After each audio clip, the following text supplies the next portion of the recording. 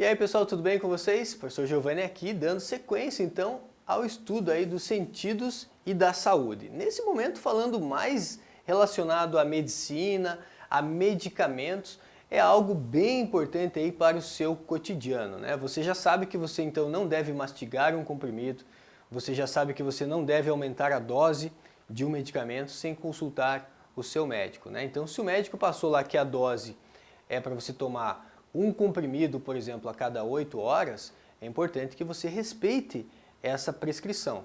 Porque às vezes, como eu disse anteriormente, a dose já é uma dose máxima. E se de repente falar, mas eu continuo sentindo dor, vou tomar mais um comprimido, né? Pode ser que aconteça um processo chamado de intoxicação. E isso pode ser grave. Então, não abuse de medicamento. Medicamento é coisa séria, né? Como dizem, é uma droga, né? Então, quando a gente fala assim, vou na drogaria comprar um medicamento. Na drogaria, por quê? Porque o medicamento não deixa de ser uma substância química, uma droga, certo? Vamos lá então, gente. Eu vou compartilhar com vocês aqui um texto para que a gente possa fazer essa leitura juntos, certo? E esse texto ele pode, né, trazer aqui uma informação bem preciosa, bem importante para a gente. O texto fala assim, paracetamol em excesso pode levar à morte? Então ele começa fazendo uma pergunta. Será que o paracetamol em excesso pode levar à morte? Veja que paracetamol é um medicamento que dá para comprar na farmácia, nas drogarias, sem receita médica. Mas se tomar em excesso, ele pode ser perigoso? Pode. Como eu disse, nunca abuse de medicamento, nunca faça uso sem consultar o pai, a mãe ou um especialista, certo? Vamos dar uma olhada aqui, me acompanhem por gentileza.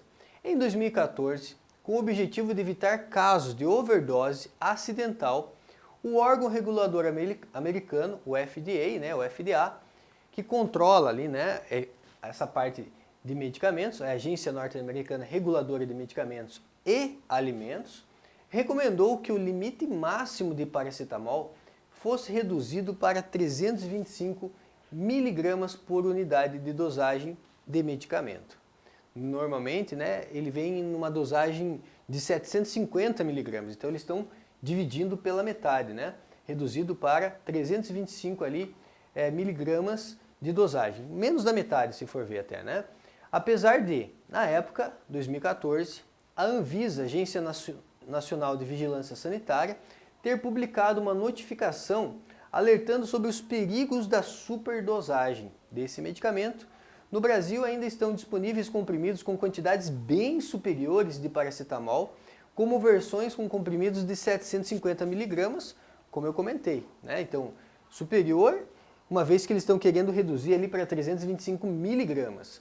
O paracetamol é frequentemente utilizado em conjunto com outros compostos ativos, como antigripais e analgésicos. Então, às vezes a pessoa está com uma gripe, está com uma febre, uma dor de cabeça, e aí faz uso desse medicamento sem uma prescrição médica. Isso é perigoso, tá? Como eu disse, não faça isso sem auxílio de um especialista.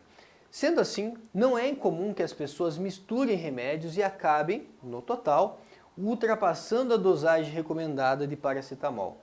Por exemplo, uma pessoa com sintomas típicos de gripe poderia tomar ao mesmo tempo um analgésico que contenha 750 miligramas de paracetamol para dores e um medicamento para febre que tenha 400 miligramas. Então 750 mais 400 miligramas de paracetamol. Dessa forma, ela estaria consumindo 1.150 miligramas do princípio ativo.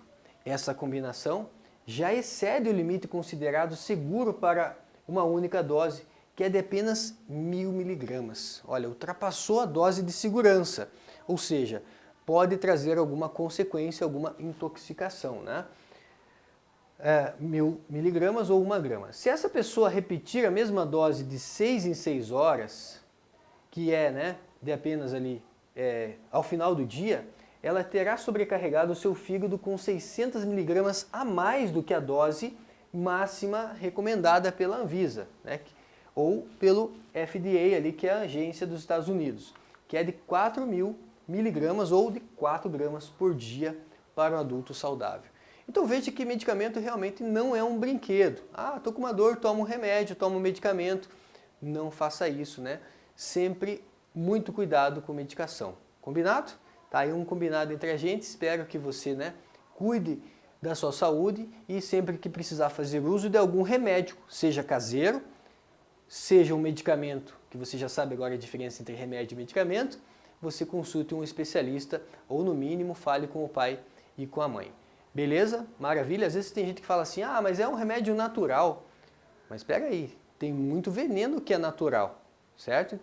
Sempre que me perguntam, Giovanni, o que é veneno, né? Tal coisa é veneno? Eu falo assim, depende. Tudo é veneno. Até a água pode matar uma pessoa. Se eu tomar muita água, eu posso morrer. Então todo veneno depende da dose, né? Todo veneno depende da dose. Seguindo aqui, gente. Agora isso aqui eu acho que é fundamental que você entenda, né? Porque às vezes você vai acompanhando o pai ali na farmácia, e aí chega lá na farmácia, o farmacêutico pergunta, né? Ah, você quer um medicamento genérico? Eu tenho aqui o similar, que é mais barato. E aí às vezes o pai fala assim, não, eu quero o medicamento original, né? Então nós temos diferença. O medicamento que é o original, digamos assim, a gente diz que é o medicamento referência. Então o laboratório que inventou, que manipulou pela primeira vez aquele medicamento, ele é o detentor da patente. Só que essa patente, depois de 20 anos, ela cai. Depois de 20 anos, quer dizer que se eu tenho um laboratório, eu posso também fabricar aquele medicamento porque a patente dele venceu. Então essa é uma regra importante. Surge aí a possibilidade de você ter medicamentos que são genéricos. Então vamos lá.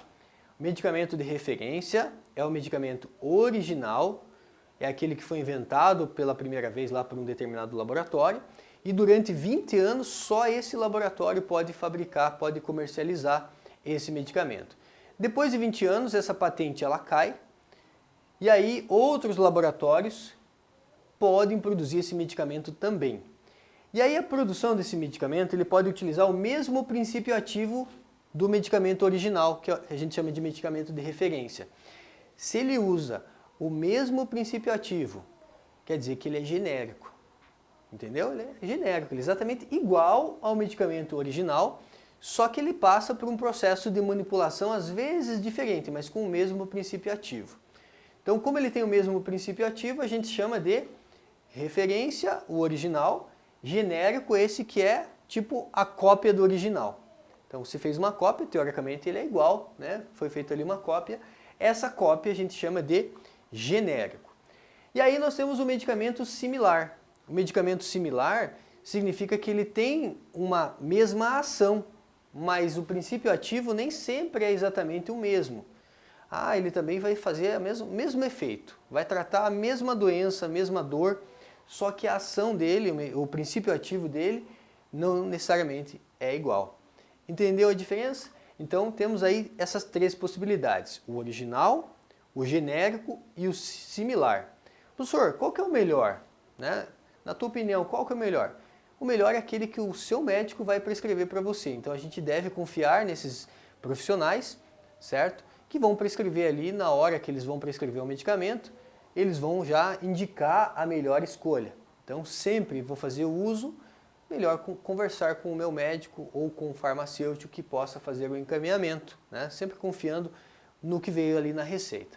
Maravilha? Então toma cuidado em relação a isso. O que acontece é que o genérico e o similar, muitas vezes eles chegam a ser até metade do preço do medicamento original. Então às vezes compensa por conta do custo, né? Às vezes ele é muito mais barato, certo? E de acordo com a eficácia, defende os especialistas que é para ter a mesma eficácia. Bacana, gente? Então vamos adiante. Nós temos ainda medicamentos, que eles são medicamentos que a gente tem que tomar muito cuidado, né? Então você tem aqui dois medicamentos. Veja que tem aqui um medicamento que tem uma tarja vermelha e aqui nós temos um medicamento que tem uma tarja preta. Esse medicamento que tem uma tarja vermelha, veja que eu vou aqui, né, classificá-lo como o quê?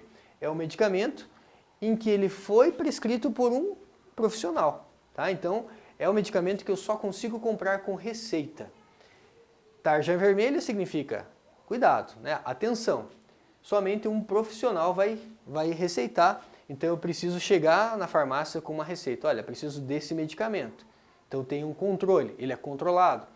E o medicamento que tem a tarja preta, esse medicamento ele não deve ser, né, também usado em hipótese alguma, da mesma forma que o vermelho, por conta própria. São medicamentos que são muito perigosos, são medicamentos que eles têm uma dose bem específica para tratar determinadas doenças. Então, esse medicamento aqui, tarja preta, só devo tomar realmente caso tenha sido prescrito por um profissional. Por conta nunca, até porque para comprar também só com receita. Então precisa passar por uma consulta médica, certo?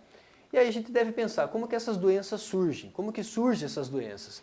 Antigamente, né, muito se discutia como que surge uma doença? Algo desconhecido, né? Quando você desconhece, a gente pode pensar então, se eu desconheço como que uma doença surge, eu posso pensar que é um castigo dos deuses, né? Como muitos povos na história acreditavam, olha, essa doença é castigo dos deuses, a peste negra que a gente vai comentar daqui a pouco, né? Fala aí, muitos povos falam, é castigo de Deus, né? Ou dos deuses. Ou ainda posso, né? Uma vez que a ciência ela avança, eu posso relacionar micro-organismos, seja uma bactéria, seja um protozoário, seja um vírus, né? Então pode ser uma doença também causada por vírus. Nós já vivemos uma era chamada de era bacteriológica. Então, antigamente, doenças que matavam mais eram doenças causadas aí por bactérias. E aí nós temos o quê? Na atualidade, nós temos uma era mais virológica, ou seja, as doenças que mais matam hoje, associadas a micro-organismos, estão relacionadas a causas virais, ou seja, a partir de vírus, do que bactérias. Então acredita-se que por volta de 2050 a gente deve voltar a ter problemas muito graves com as bactérias. Nossa, professor, por quê?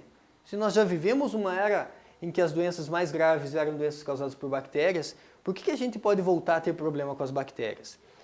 Porque quando inventaram o primeiro antibiótico, lá em 1928, o Alexander Fleming foi o cientista que desenvolveu ali o primeiro antibiótico. Você sabe que o antibiótico é um medicamento que tem ação que mata bactérias.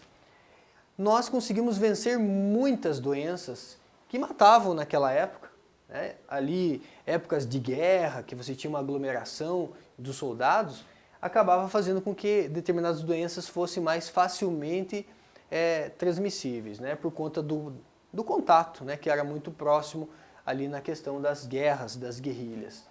Agora, na atualidade, nós já temos aí as famosas superbactérias, que são bactérias que já não respondem mais aos antibióticos mais fortes que nós temos na atualidade. Se eu tenho antibiótico que não mata mais bactéria, quer dizer que se a medicina, se a ciência, se a farmacologia não acompanhar, pode ser que no futuro a gente tenha mais bactéria ainda resistente a essas doenças e a gente, né, não consiga acompanhar, então a gente possa voltar a ter problema aí com essas superbactérias. Superbactéria, então, é uma bactéria que não responde mais a nenhum tipo de antibiótico que nós temos aí na atualidade. Então a humanidade sempre em coevolução com esses micro-organismos. Como assim, professor, em coevolução? Os micro-organismos acabam moldando também a nossa evolução. Quando eles acabam, né, nos atingindo e eliminando uma parte da população, eles acabam moldando a evolução humana. E aí nós temos o quê, né? Que algumas intervenções como desmatamento, invasão de ambientes naturais de outros animais, por exemplo, não é muito comum a gente ter uma proximidade com morcegos, mas quando a gente de repente invade um ambiente e passa a ter contato com o morcego, a gente pode ter ali o quê? Uma circulação de doenças que são relacionadas ao morcego, mas que podem em algum momento afetar o ser humano também. Então tá aí, né? Como surgem as doenças, sempre, né, importante a gente estar buscando, correndo atrás e a medicina e a ciência avançando para deter essas doenças. Beleza, gente? Até a próxima!